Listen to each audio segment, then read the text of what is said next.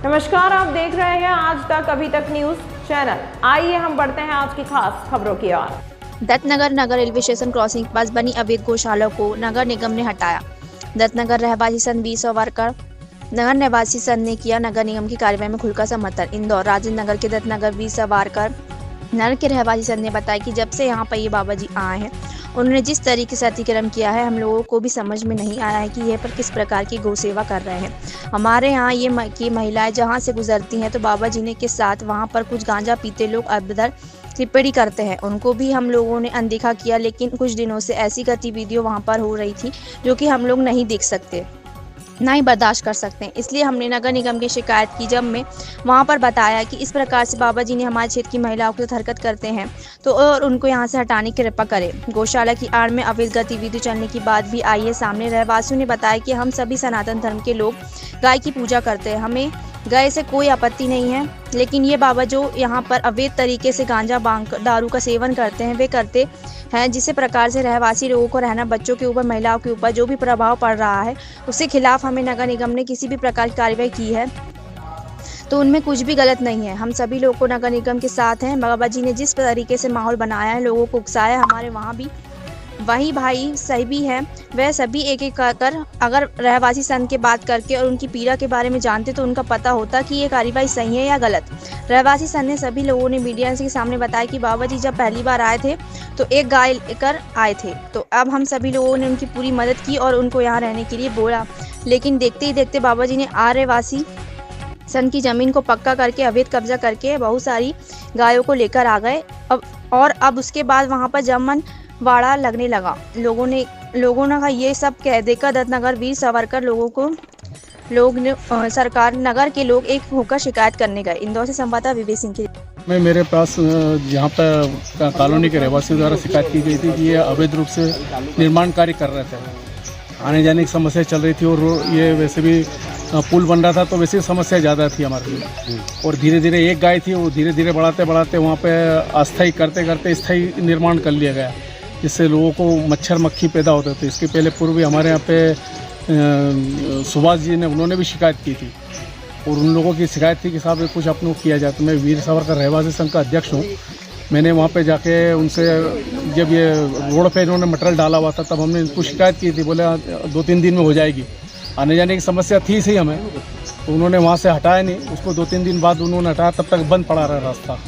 तो ये अवैध निर्माण किया गया। मेरे को लगता है किसी का संरक्षण प्राप्त है, जिससे वो मतलब वो बातचीत करने का तरीका भी उसका ठीक नहीं है। एक वो बुजुर्ग व्यक्ति है, वो इतनी सारी गायों को कैसे संभालेगा? ये सबसे बड़ा विचारणीय प्रश्न है। कोई ना कोई उसको पीछे से उसको सपोर्ट दे रहा है।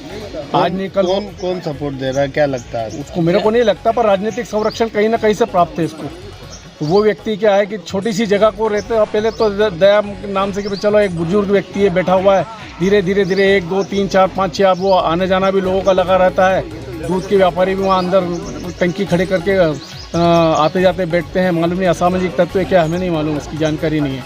पर ऐसा है कि वो धीरे धीरे उसने पूरा स्थायी निर्माण कर लिया।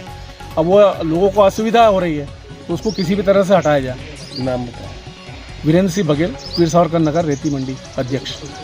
शिकायत करी गई थी एक्चुअली दत्तनगर के रहवासी संघ के जो सभी मेंबर्स हैं वो ऑलरेडी इस बारे में बात करते थे, लेकिन ये जो चर्चा हुई इसमें जो कंप्लेंट गई है कि यहाँ पर बहुत सालों से धीरे धीरे करते करते अतिक्रमण किया गया। वो पहले छोटी झोपड़ी में रहते थे, धीरे धीरे इतनी सारी गायें कैसे आई, क्या हुआ, इसके बारे में किसी को कुछ नॉलेज नहीं। लेकिन बहुत सारा अतिक्रमण जो हो गया है वो गलत तरीके से किया गया या अनैतिक तरीके से जो भी गतिविधियाँ चल रही है उसकी कंप्लेंट हम लोगों ने नगर निगम में की थी, जिसके फलस्वरूप ये अभी कार्यवाही हुई है।